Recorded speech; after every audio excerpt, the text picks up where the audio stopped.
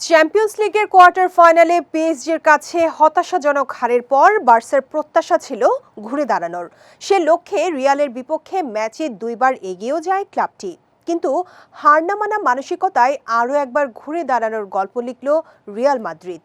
রোমাঞ্চকর লড়াই জিতে লিগ শিরোপা পুনরুদ্ধারের পথে বড় এক ধাপ এগিয়ে গেল কার্লো আনচেলত্তির দল। গতকাল রাতে সান্তিয়াগো বার্নাব্যুর এল ক্লাসিকোয় চিরপ্রতিদ্বন্দ্বী বার্সেলোনার মুখোমুখি হয় রিয়াল মাদ্রিদ। ম্যাচের মাত্র ৬ মিনিটে অ্যান্ড্রিয়াস ক্রিস্টেনসেনের গোলে ১-০ ব্যবধানে এগিয়ে যায় বার্সা।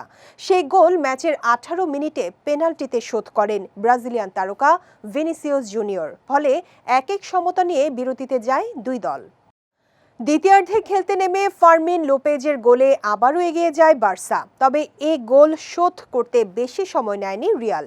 মাত্র ৪ মিনিট পরে লুকাস ভ্যাসকুয়েজের গোলে ২-২ ব্যবধানে সমতায় ফেরে কার্লো আনচেলত্তির শিষ্যরা।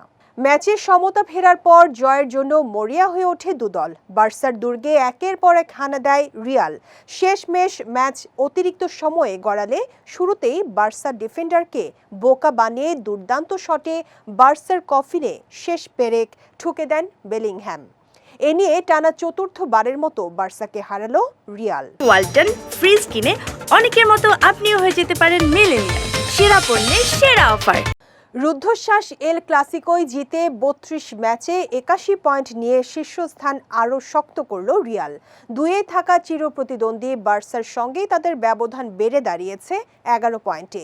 সমান ম্যাচ খেলে ৭০ পয়েন্ট নিয়ে টেবিলের ২ নম্বরে জাভি হার্নান্দেজ বাহিনী।